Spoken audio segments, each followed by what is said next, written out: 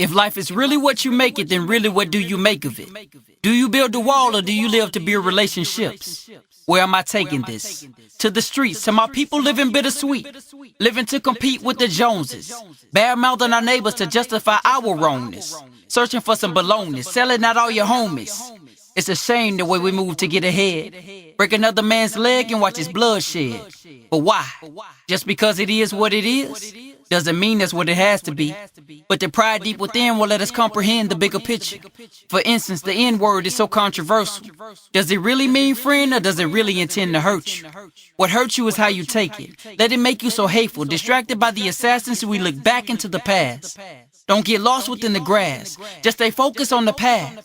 From the block to the top, don't stop, keep running like forward. Determined to be an artist, then capture the bigger picture. Determined to be a winner, then practice will help you get there.